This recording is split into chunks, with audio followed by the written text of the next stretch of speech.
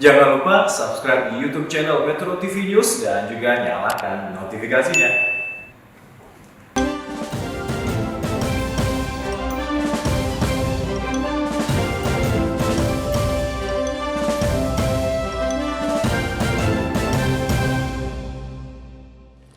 Halo, selamat malam pemirsa, apa kabar Anda? Kita kembali berjumpa dalam Presiden Corner.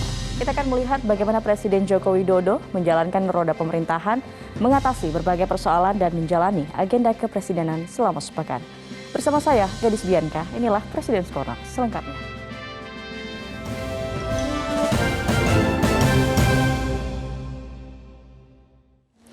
Pemirsa, menerima kunjungan sejumlah tokoh kelas dunia hingga mendorong pembangunan sarana pendukung pariwisata akan menjadi agenda kepresidenan Presiden Joko Widodo pekan ini. Apa saja kesibukan Presiden Jokowi pada pekan ini?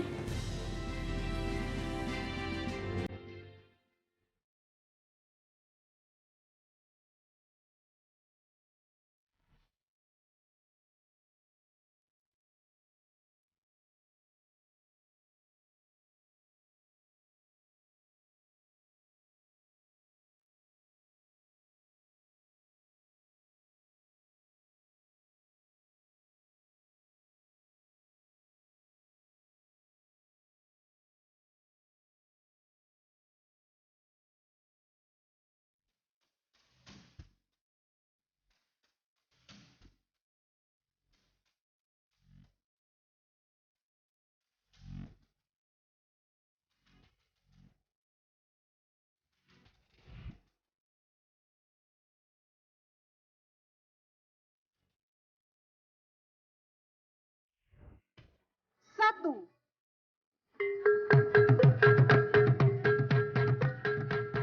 Dengan demikian, perluasan Bandar Udara Komodo Labuan Bajo, Nusa Tenggara Timur telah diresmikan.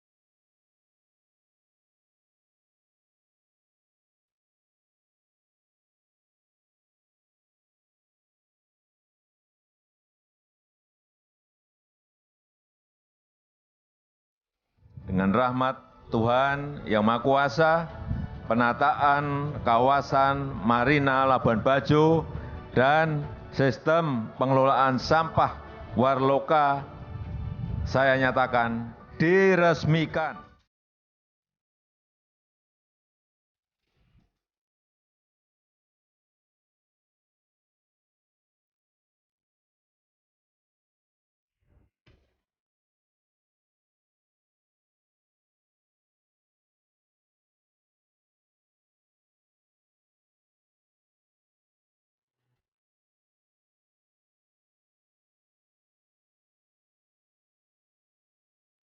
Sistem penyediaan air minum, SPAM, WMC 2, pagi hari ini saya nyatakan diresmikan. Terima kasih. Wassalamualaikum warahmatullahi wabarakatuh.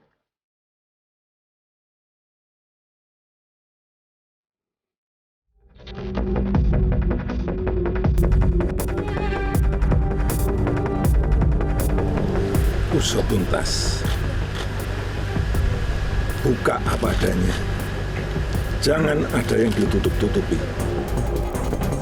Setiap kecerobohan apapun di lapangan, sekecil apapun, itu bisa merusak kepercayaan masyarakat terhadap institusi Polri. Saat meninjau Taman Nasional Pulau Komodo pekan ini, Presiden Jokowi memberi tanggapan atas perkembangan pengusutan kasus di rumah dinas Kadif Propam Mabes Polri. Presiden menegaskan kasus tersebut harus diusut tuntas dengan transparan.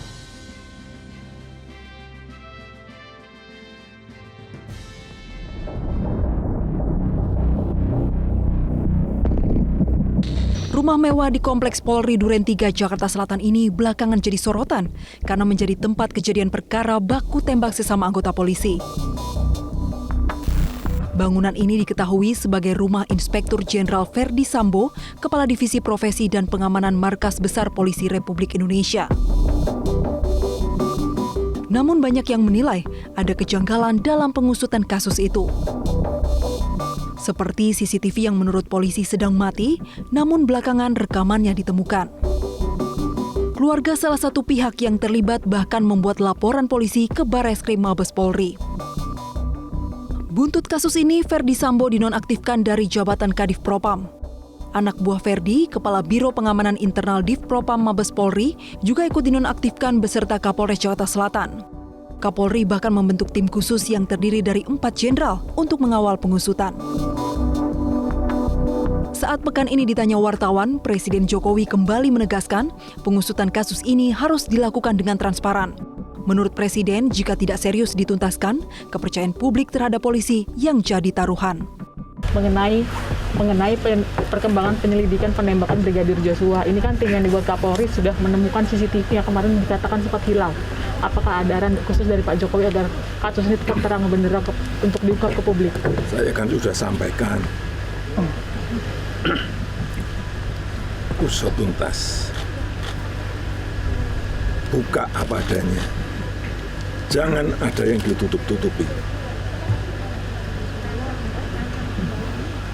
Transparan. Udah.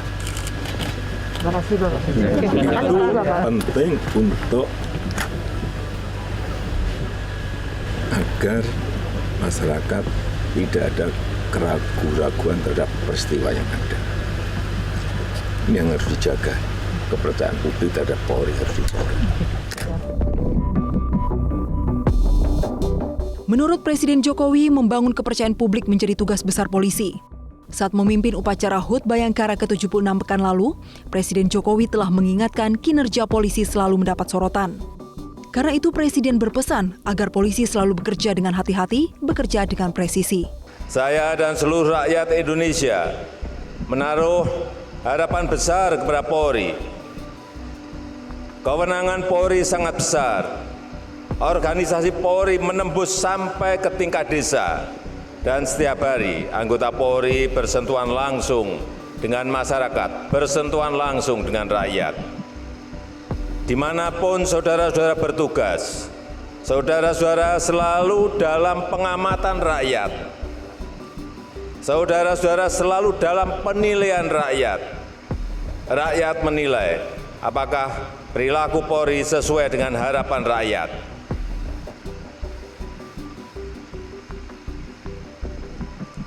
Survei terbaru Kompas kemarin, saya melihat 58,3% responden menyatakan tindakan Polri sudah sesuai dengan visi presisi. Tapi ingat, ada 28,6% menyatakan belum selesai. Selain membaca survei, saya juga terus mengikuti pemberitaan di media konvensional dan media sosial. Setiap kecerobohan apapun di lapangan, sekecil apapun, itu bisa merusak kepercayaan masyarakat terhadap institusi Polri. Oleh karena itu, bekerjalah dengan hati-hati, bekerjalah dengan presisi. Di mata Presiden Jokowi, konservasi dan ekonomi dapat saling bersinergi. Saat berkunjung ke Labuan Bajo, Presiden Joko Widodo memberi solusi terkait polemik kenaikan harga tiket masuk Taman Nasional Komodo. Kita lihat informasinya usai jeda.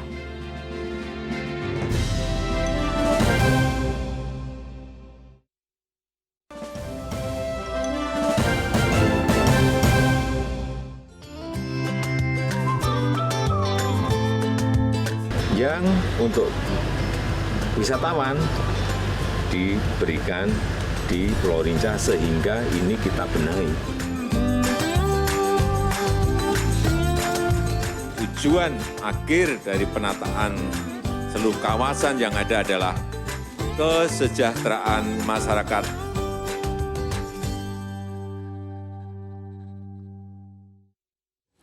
Konservasi dan kepentingan ekonomi sesungguhnya dapat bersinergi. Namun tanpa pemahaman, konservasi dan ekonomi seakan berbenturan. Di Taman Nasional Pulau Komodo misalnya, lonjakan harga tiket memicu keresahan serta penolakan para pelaku wisata. Pekan ini, Presiden Jokowi hadir dan memberi solusi dengan ciri khas mengatasi masalah melalui jalan tengah.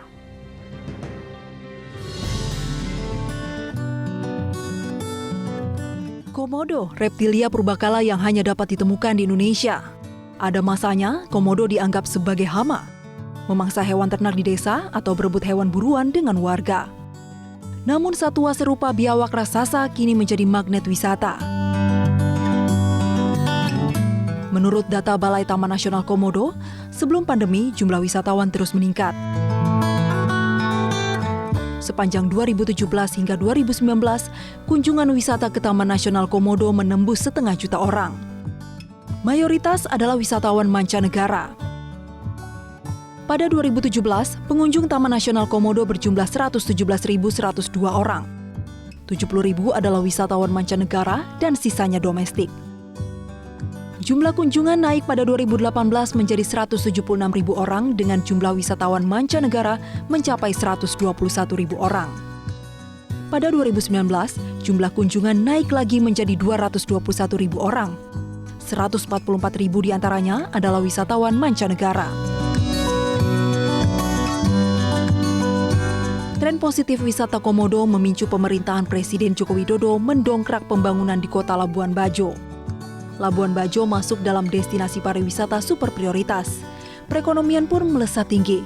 Dari penataan di Pulau Rinca, kemudian penataan di Pelabuhan Lama di Marina, kemudian juga infrastruktur jalan yang dilebarkan dan juga ada yang diperpanjang, kemudian juga memperpanjang runway dan memperluas terminal airport Komodo.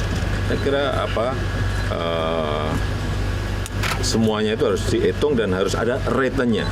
Oleh sebab itu untuk target pertama Labuan Bajo ini harus minimal 1 juta. Karena memang airportnya kapasitasnya seperti itu. Tapi kalau nanti runway-nya sudah diperpanjang, wide body bisa masuk, naik lagi ke 1,5 juta. Namun pelaku pariwisata di Labuan Bajo tengah resah dengan rencana kenaikan tiket masuk Taman Nasional Pulau Komodo. Sebelumnya tiket masuk untuk wisatawan domestik hanya Rp5 hingga Rp7.500 per orang. Sedangkan tiket masuk untuk wisatawan mancanegara sebesar Rp150 hingga Rp225.000 per orang. Mulai Agustus 2022, tiket masuk akan diubah menjadi biaya konservasi dan nilai jasa ekosistem tahunan. Harganya Rp3,75 juta per wisatawan. Gelombang penolakan pun bermunculan. Dalam kunjungan ke Komodo dan Labuan Bajo pekan ini, Presiden Joko Widodo menjelaskan, kenaikan tiket masuk Komodo bertujuan menyeimbangkan ekonomi dengan konservasi. Presiden memastikan lokasi wisata Komodo dengan tiket masuk murah tidak dihapuskan. Yang konservasi, kemarin sudah sepakat semuanya di Pulau Komodo dan di Badar. Yang untuk wisatawan diberikan di Pulau Rinca sehingga ini kita benahi untuk wisatawan dan juga untuk komodonya. Komodo di Pulau Rinca dan di Pulau Komodo itu komodonya juga sama. Wajahnya juga sama. Jadi kalau mau lihat komodo silahkan ke Pulau Rinca. Di sini ada komodo. Mengenai bayarnya berapa tetap. Tapi kalau mau apa, saya pengen sekali Pak lihat yang di Pulau Komodo ya silahkan, nggak apa-apa juga. Tapi ada tarifnya yang berbeda. Itu sebenarnya simpel seperti itu, jangan dibawa kemana-mana. Karena pegiat-pegiat lingkungan, pegiat-pegiat konservasi juga harus kita hargai mereka, masukan mereka. Mencurigai kenaikan harga tiket masuk Taman Nasional Komodo bertujuan mematikan pariwisata lokal merupakan pandangan sesat. Faktanya, pemerintahan Presiden Joko Widodo terus mendorong industri pariwisata di Labuan Bajo. Berbagai infrastruktur baru dibangun dan yang sudah ada dikembangkan. Tujuannya agar semakin kunjungan wisata terus meningkat yang berimbas pada kesejahteraan masyarakat. Berubah atau belum? Sudah berubah atau belum? Semakin cantik atau semakin jelek? Karena kita ini masih memiliki pekerjaan, membangun jalan, memperlebar jalan, agar tujuan akhir dari penataan seluruh kawasan yang ada adalah kesejahteraan masyarakat di NTT, khususnya di Manggarai Barat, lebih khusus di Labuan Bajo. Presiden Jokowi berharap perundungan tidak terjadi lagi. Presiden menyatakan pendidikan anak merupakan tanggung jawab kita bersama. Dan apalagi pernyataan penting dan menarik dari Presiden pekan ini sesaat lagi.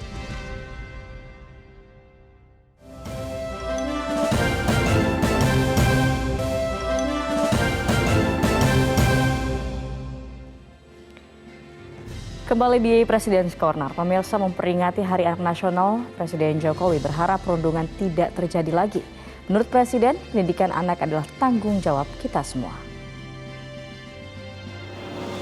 Ini adalah tanggung jawab kita semuanya. Tanggung jawab orang tua, tanggung jawab para pendidik, tanggung jawab sekolah, tanggung jawab masyarakat. Agar bullying, perundungan, ke depan tidak terjadi lagi. Inilah yang harus kita jaga bersama-sama agar anak-anak kita ini memiliki dunia bermain, dunia anak-anak dengan keceriaannya mereka. Jangan sampai terjadi lagi yang namanya perundungan. Presiden juga menyatakan kreativitas sebagai hal positif yang harus didorong. Namun Presiden menyatakan kreativitas tidak boleh melanggar aturan. Asalkan positif, saya kira nggak ada masalah. Jangan diramaikan lah. Hal-hal yang positif itu diberikan dukungan dan didorong. Asal tidak menabrak aturan. Itu kan kreatif. Kreativitas seperti itu kenapa harus dilarang? Asal sekali lagi tidak menabrak aturan, tidak melanggar aturan. Prinsip di situ ya. Sementara saat mengunjungi Labuan Bajo di Nusa Tenggara Timur, Presiden Jokowi menyatakan pemerintah berkomitmen mendorong warga setempat mendapat berkah dari pengembangan pariwisata.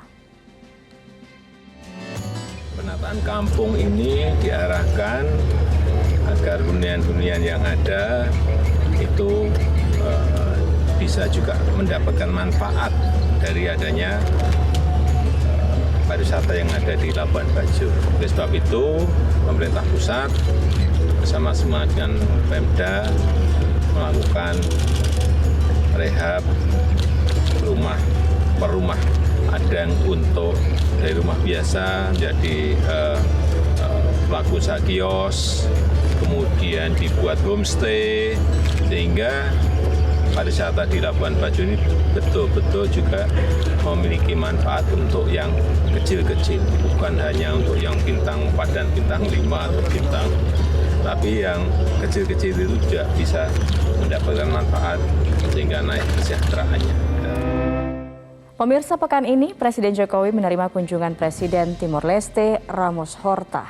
Presiden Jokowi berjanji membantu pembangunan Timor Leste melalui peningkatan aksesibilitas dan investasi. Kita membahas berbagai kerjasama bilateral dengan terbuka dan bersahabat, dan komitmen penguatan kerjasama ekonomi menjadi fokus pembahasan. Yang pertama, kita sepakat untuk terus meningkatkan perdagangan dua negara. Dengan melihat tren perkembangan hubungan perdagangan yang terus positif, saya yakin perdagangan dua negara bisa terus ditingkatkan.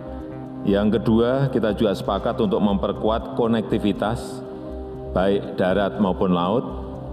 Untuk jalur darat, saya harapkan peluncuran trayek bus rute Kupang-Dili dapat segera dilakukan, dan untuk konektivitas laut, saya menilai pentingnya untuk membuka rute kapal Kupang-Dili-Darwin. Ketiga, kita juga sepakat untuk memperkuat pembangunan perbatasan. Saya harap pembangunan PLBN Napan dapat selesai tahun ini, dan saya juga mendorong agar Joint Border Committee dapat dilakukan kembali. Keempat, saya menyampaikan komitmen BUMN dan perusahaan-perusahaan Indonesia untuk berpartisipasi dalam pembangunan di Timor Leste, termasuk di bidang infrastruktur. Yang kelima, saya mendorong kedua negara dapat segera menyelesaikan Bilateral Investment Treaty. Nilai investasi Indonesia di Timor Leste saat ini mencapai 818 juta US dollar, terutama di sektor perbankan, migas, dan telekomunikasi. Sementara itu, pekan ini Wakil Presiden menyatakan Muslimah Indonesia patut bersyukur karena memiliki kesempatan setara dengan kaum pria. Namun pemberdayaan perempuan harus terus diperkuat.